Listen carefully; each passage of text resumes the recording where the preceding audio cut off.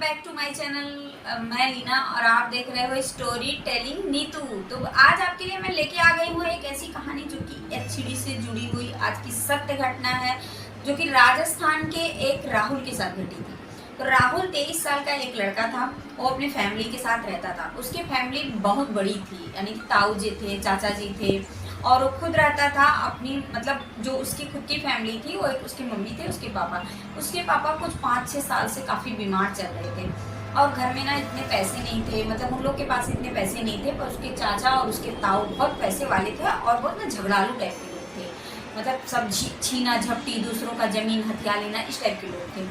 तो क्या होता है कि जब उसके पापा जिंदा थे तो उनकी दवा ववा हो रही थी, जैसे तैसे करके कर्जे लेके, कभी इधर से मांग के जांच के उनकी दवा, लेकिन 6 साल तक वो बीमार थे। इसके बाद वो अचानक एक दिन उनकी डेथ हो जाती है और फिर राहुल बच जाता है और उसकी माँ बच जाती है। ऐसे में क्या होता है कि ये अब जो इनके फैमिली वाले थे, जो बहुत झगड़ालू टाइप के लोग थे, वो इनके ऊपर और चढ़ना शुरू कर देते हैं। तो जो भी इनके हिस्से की जमीन, घर, वो सब था, वो सब ये लोग हथियाने की कोशिश में आ जाते हैं। कभी इसको कैसे हथियाएं, मार पिटाई सब चालू कर देते हैं लोग सब। अब कुछ दिनों के बाद ये क्या करते हैं कि वहाँ पे मतलब उन लोगों के साथ अलग हो जाते हैं, राहुल और उसकी माँ।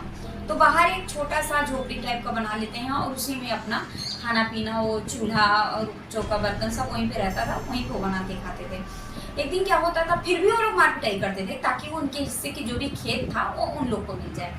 एक दिन क्या होता है कि राहुल बहुत चिंतित था, बेचारा कोई नौकरी नहीं थी, पढ़ाई भी उसकी छूट चुकी थी, कुछ इंटरमीडिएट ही किया था उसने, इंटर तक पढ़ा था। इसके बाद उसकी पढ़ाई छूट चुकी थी। एक दिन वो बहुत ना एकदम से उदास होके जा रहा था, रास्ते में जा रहा तो क्या देख रहा है कि एक मदारी जो खेल दिखाते आप लोगों ने देखा होगा गाँव में, तो कुछ जादू टाइप का कर रहे थे। तो वो ना उसको घेर के बहुत सारे लोग खड़े थे। तो ये जाके देखता है तो वहाँ पे उसको घेर के बहुत सारे लोग खड़े हैं। तो वो कभी नमकीन को पैसा बना देता है, तो कभी पैसे को नमकीन बना देता है, तो कभी मतलब किसी इंसान का ऐसा इंसान को बंदर टाइप का बना देता है, कुछ भी कर रहा था। तो पता नहीं क्या राहुल के मन में आता है ना, तो वो जाके उस तांत्रिक मतलब मदारी के पास जाता है और पूछता है, एक बार बताओ कि आप ना ये सब जादू कैसे करते हो। तो वो बोला, मैं अभी तो नहीं ये सब बातें बता सकता, अभी हमारा जादू खत्म होने दो, फिर मैं बताता हूँ। तो जो वो इंतजार करता रहा उतनी देर तक वहाँ पे खड़ा होके, तो जब मतलब वो जादू खत्म कर लिया जादूगर ने, तब फिर उससे पूछता है कि अंकल बताओ कि कैसे आपने किया। तो बोला, चलो मेरे साथ एक जगह मेरा स्थान है जहाँ पे मैं तंत्र पूजा करता हूँ, तब मैं ये जादू दिखा पाता हूँ। तो वो उसके साथ गया और ना थोड़ा जो गांव था जहाँ पे मतलब वो दिखा रहा था, वो चौराहा टाइप का था, वहाँ से लेके वो बहुत दूर गया, यानी कि 7-8 किलोमीटर दूर जाता है। थोड़ा सा जंगल टाइप का था हल्का सा, वहाँ पे उसकी एक कुटिया टाइप की बनी थी, उसी में वो पूरा तंत्र मंत्र कर रहा था। तो दिखाता है कि देखो यहीं पे हम तंत्र मंत्र करते हैं और यहीं से मैं वो जादू सीखता हूँ। तो राहुल बोलता है कि फिर मुझे भी अंकल बता दो कि मतलब आप कौन सा तंत्र करते हो। बोलो, देख बेटा, उसने बोला कि देख बेटा, कुछ भी आसान नहीं होता है, कुछ भी करने से पहले 10 बार सोच ले। तो उसने बोला, कोई बात नहीं अंकल, आप मुझे बताओ, मुझे करना है, क्योंकि मेरी फैमिली बहुत परेशान हो चुकी है। मेरी माँ मारते हैं वो लोग, ज़मीन हड़पना चाहते हैं, मेरे पिताजी मर गए, मुझे कोई नौकरी नहीं मिल रही, मेरी पढ़ाई छूट गई, मुझे कुछ ऐसा बताओ जिससे मैं एक सिद्धि प्राप्त कर सकूँ। तो भाई सिद्धि के चक्कर में ये क्या करता है कि पूछता है, तो बहुत सारी सिद्धियां उन्होंने बता दिया। उसमें से उन्होंने एक बताया यक्षिणी सिद्धि। तो यक्षिणी का नाम आप लोगों ने सुना भी होगा, बहुत सारे नेट पे देखा भी होगा। यक्षिणी सिद्धि ऐसी है ना, जो कि मतलब अगर कोई इंसान कर ले तो उसको तो बहुत कुछ प्राप्त हो जाता है, लेकिन वो बहुत कुछ खो भी देता है, क्योंकि यक्षिणी के अनुसार ही वो उसको चलना होता है। अरे भाई, हम और आप जैसे लोग नहीं कर सकते, हम और आप जैसे लोग नॉर्मल पूजा भी नहीं कर पाते ढंग से, यक्षिणी सिद्धि काहे को करेंगे। लेकिन क्या होता है ना, कुछ लोग कर लेते हैं, उसी में से निकला राहुल। तो राहुल को बताया गया कि उसने बताया मदारी ने कि पूरा 7 दिन की यक्षिणी सिद्धि होती है, जो रात भर तुमको करनी होगी। तो तुमको इसी जगह पे बैठ के करनी होगी, घर नहीं जाना होगा। वो रेडी हो गया, बोला ठीक है। तो सुबह नहा धो के अपना जो बताता था वैसे पूजा पाठ करनी रहती थी और बाकी यक्षिणी सिद्धि रात भर करनी रहती थी। तो 7 दिन वो माँ को उसी की हालत में छोड़ दिया कि उसको ऊपर क्या हो रहा है उसको ये भी नहीं खबर थी, और वो 7 दिन लगातार यक्षिणी सिद्धि करने बैठ गया। और वो जो तांत्रिक था वहां से चला गया, मदारी जो था। फिर ये करता है, 1 दिन बीता, 2 दिन गया, 3 दिन, 4 दिन, 5 दिन। 5वें दिन के बाद उसको कुछ एहसास होने लगा कि कोई तो है उसके आजू बाजू चल रहा है, कैसी आवाज़ें आ रही हैं, पर जब वो आँख खोल के देखता था तो बिल्कुल भी आवाज़ें नहीं आती थी।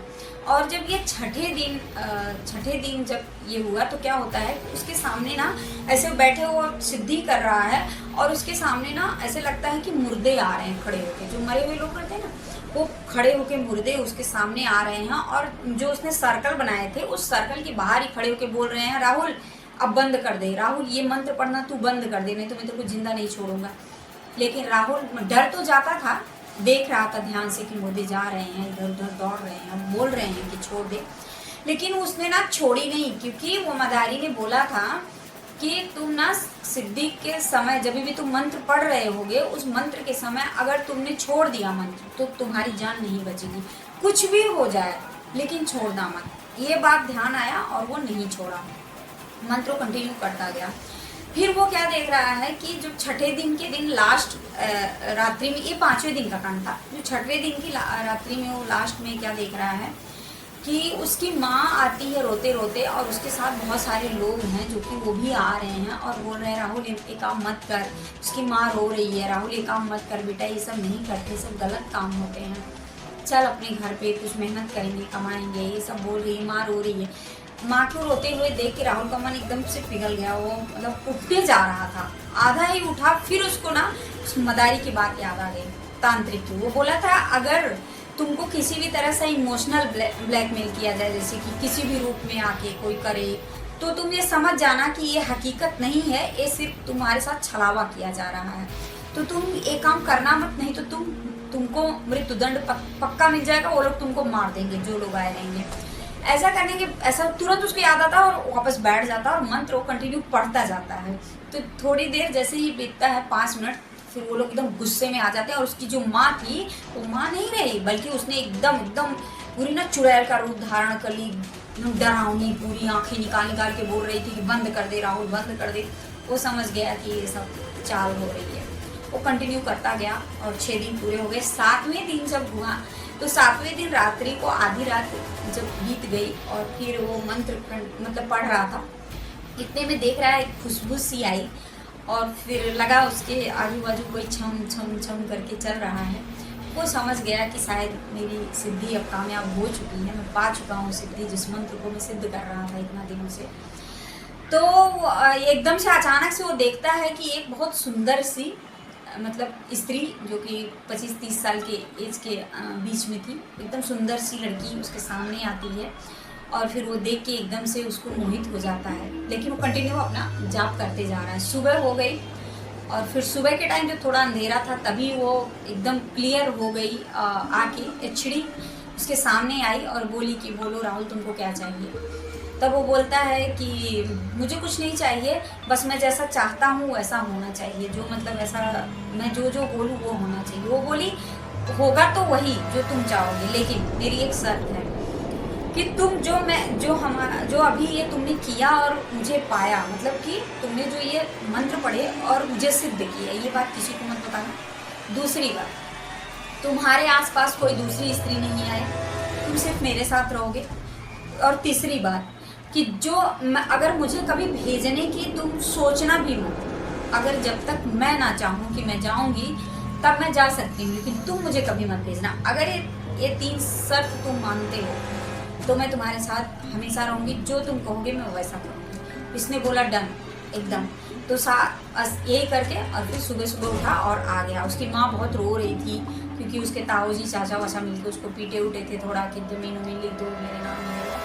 फिर वो आता है और बोलता है अम्मा डरो मत, अब मैंने बहुत सारी कमाई कर ली है, जो मैं बहुत अच्छा अब ये कर दिया हूँ। वो आता है अपनी माँ को बहुत तसल्ली देता है, चुप कराता है और बोलता है एक्चुअली अभी का अभी इन लोगों को मार दो, पूरी फैमिली को, जिसने मेरी माँ को मारा, ये तकलीफ दिया, इन सबको मार दो।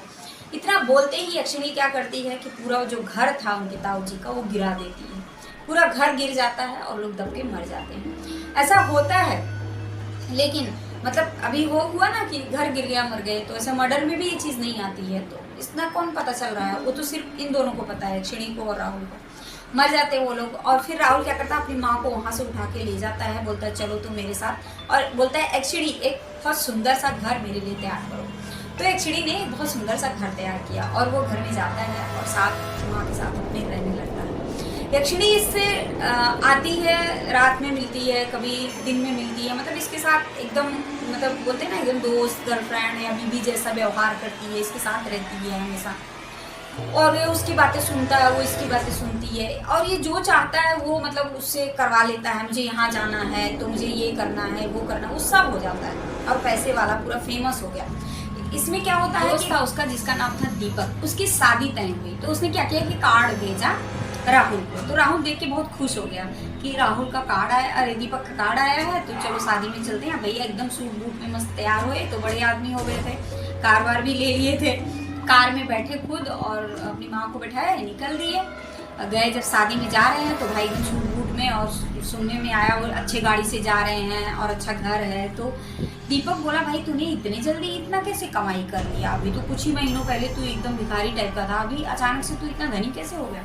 वो बोला ये सब बातें बाद में करते हैं, पहले शादी एंजॉय करने दे। शादी एंजॉय हुई, मस्त अपना किया इसने। और वहाँ पे क्या होता है, एक लड़की थी जो बहुत सुंदर दिखी इसको, तो इन दोनों में बात चालू हो गई। जो ये था राहुल, उसको बहुत सुंदर लगी वो शादी में। तो ये क्या करता, उसकी साली थी दीपक की, तो इन दोनों में बातचीत चालू हो गई। अब ये और फिर मतलब इतना बढ़िया से नंबर भी ले लिए, फोन पे बात करना चालू हो गया। अब ये देखी यक्षिणी, एक दिन 2 दिन बीता, इसके बाद तीसरे दिन यक्षिणी आती है सामने और बोलती है क्या कर रहा है तू, क्यों उस लड़की से बात कर रहा है। एकदम पूरे भड़क गई और फिर मारामारी पे एकदम उतारू हो गई कि मैं तेरा सब बर्बाद कर दूंगी, मार डालूंगी तुमको, ये वो मैंने तेरे से बोला था ये सब मत करना। अब भाई एकदम बहुत टेंशन में आ गया ये, फिर भी इसकी आदत तो मानी नहीं, वो उस लड़की से मिलने चला गया। अब एकदम से यक्षिणी आई सामने इसके और फिर उसके ही सामने वो उस लड़की को मार देती है, जान से ख़त्म कर देती है, उसका खून पी लेती है। तो जब ये ऐसा देखता है तो एकदम से ना वो पूरा तिलमिला जाता है, मतलब एकदम ना डर जाता है, उसको घिन आ जाती है कि भाई ये क्या है, किसी को देखा नहीं था, एकदम सुखा दी ना, जैसे उस लड़की को पूरा सुखा दी और खून उसका पी गई यक्षिणी का। इतनी सुंदर यक्षिणी का रूप देख के और फिर वो ऐसा कांड करेगी इसने कभी सोचा भी नहीं था। फिर वो घबराता हुआ घर पे आता है और फिर यक्षिणी प्रकट होती है, मैंने तेरे को मना किया था, तूने क्यों ऐसा किया।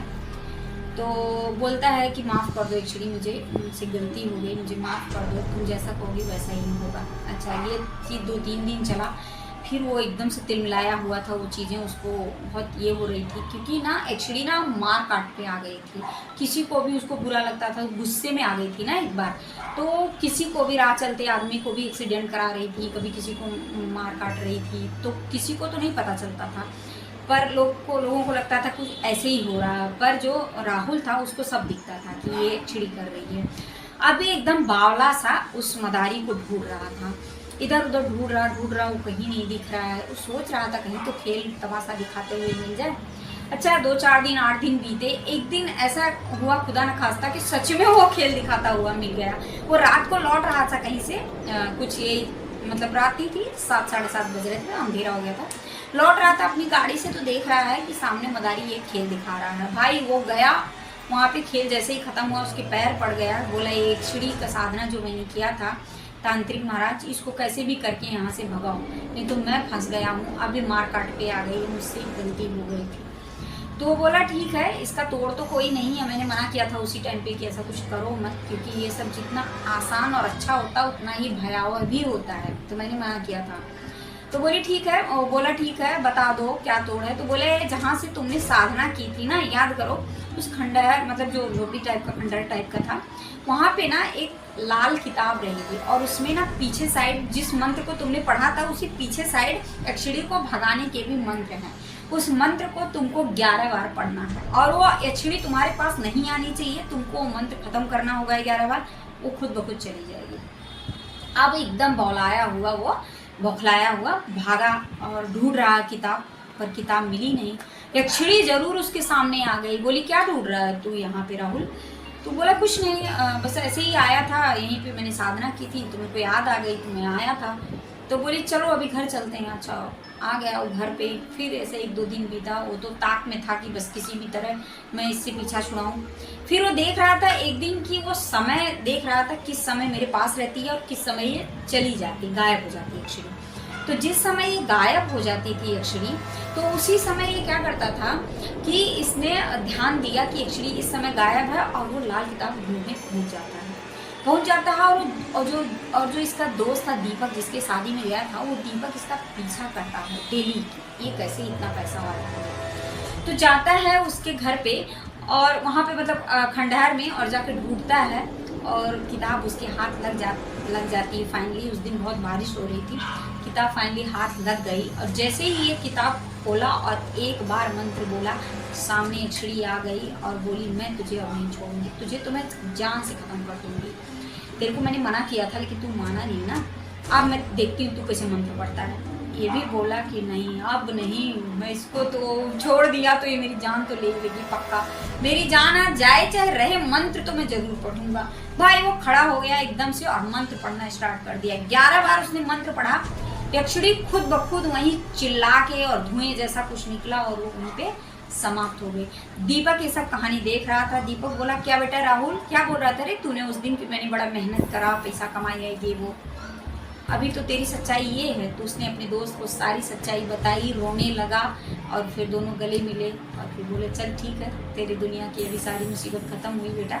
ऐसे शॉर्टकट में पैसे नहीं कमाए जाते हैं, मेहनत करते हैं फिर पैसे कमाए जाते हैं। किसी भी मुसीबत से छुटकारा पाने के लिए अगर आप इतना शॉर्टकट अपनाओगे ना, तो भाई ऐसे ही फंसोगे।